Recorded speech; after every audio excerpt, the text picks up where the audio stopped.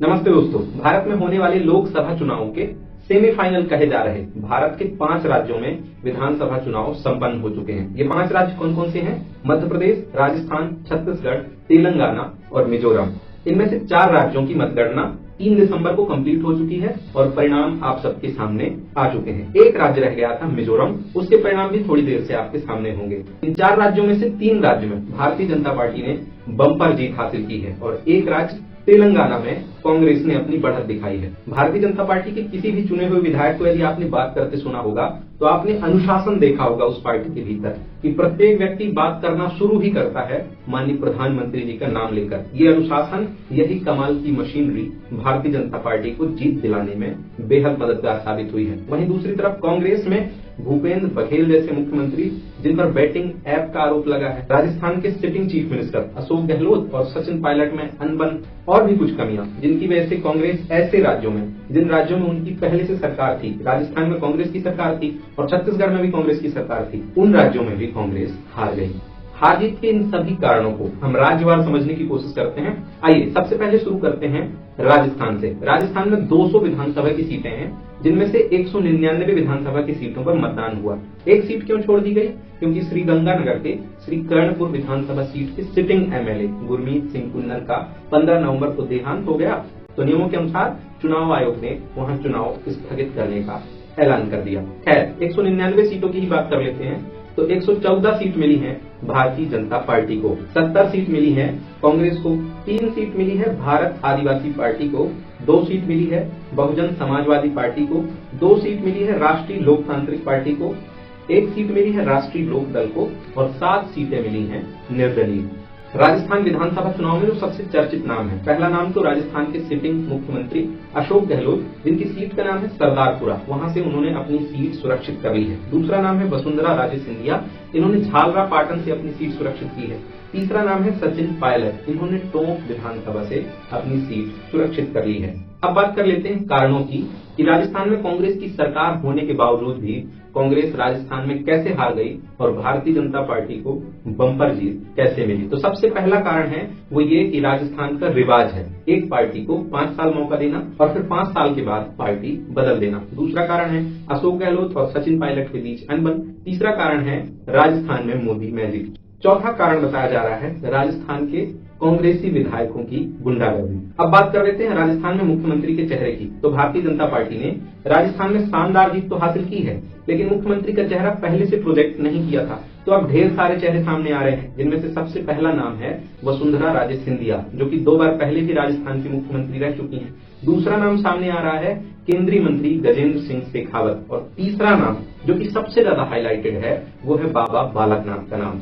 Social media और news चैनलों में सुबह से बाबा बालकनाथ का नाम हाईलाइटेड है कि बाबा बालकनाथ को राजस्थान का मुख्यमंत्री बनाया जा रहा है। ये बाबा बालकनाथ अभी वर्तमान में सांसद हैं और संसद का शीतकालीन सत्र शुरू हुआ है, इसीलिए आज सुबह ही दिल्ली पहुंच गए हैं। अब उनके दिल्ली पहुंच जाने को सब लोग अपने अपने तरीके से देख रहे हैं। हालांकि राजस्थान में मुख्यमंत्री कौन बनेगा, इस बात का पूरा फैसला प्रधानमंत्री जी के हाथ में है। अब बात कर लेते हैं मध्य प्रदेश की। मध्य प्रदेश में 230 विधानसभा की सीटें हैं, जिनमें बीजेपी की बम्पर जीत सामने आई है। 165 सीटें गई हैं बीजेपी के हिस्से में, 64 सीटें मिली हैं कांग्रेस को और 1 सीट मिली है भारत आदिवासी पार्टी को। ये तो हो गए आंकड़े। अब उन नामों की चर्चा कर लेते हैं जिन्होंने सबको चौंका के रख दिया। उनमें से पहला नाम है फग्गन सिंह कुलस्ते, भारतीय जनता पार्टी में केंद्रीय मंत्री हैं। इन्हें मंडला जिले की निवास विधानसभा सीट से विधायक का चुनाव लड़ने के लिए भेजा गया था, लेकिन उन्हें हार का सामना करना पड़ा। दूसरा नाम सामने आ रहा है मध्य प्रदेश के गृह मंत्री डॉक्टर नरोत्तम मिश्रा, जिन्होंने दतिया विधानसभा सीट से विधायक का चुनाव लड़ा था और इस बार उन्हें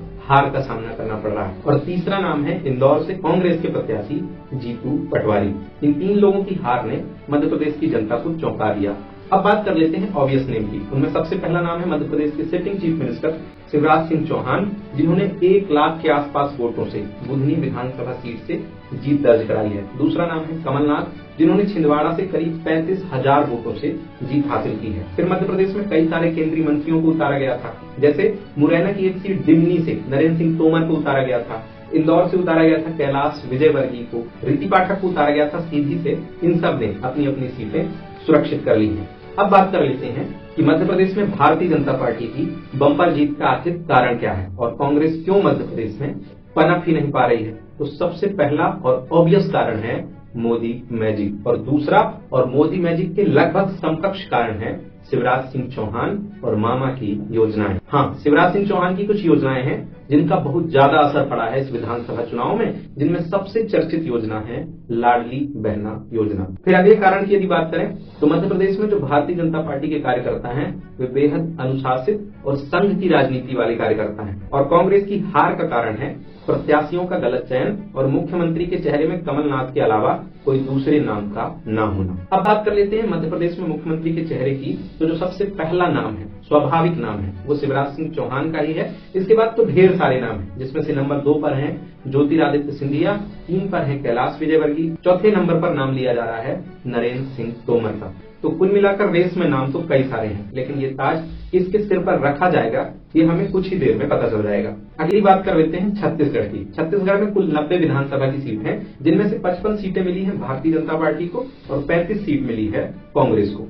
यहाँ जो चौंकाने वाले नाम हैं उनमें से पहला नाम है छत्तीसगढ़ के sitting deputy CM T.S.. Singhdeo. इन्होंने अंबिकापुर से विधानसभा का चुनाव लड़ा था और इन्हें हार का सामना करना पड़ा। दूसरा नाम है ताम्रध्वज साहू, जिन्होंने दुर्ग से विधानसभा का चुनाव लड़ा था और इन्हें भी हार का सामना करना पड़ा। और जो ऑब्वियस नाम है वो है राजनांदगांव से डॉक्टर रमन सिंह, रायगढ़ से ओपी चौधरी। कारणों की बात करें तो छत्तीसगढ़ के मुख्यमंत्री भूपेश बघेल पर लगे आरोप, ईडी का छापा, महादेव बुक बैटिंग ऐप, कोयला घोटाला, शराब घोटाला और धान में बोनस की कमी।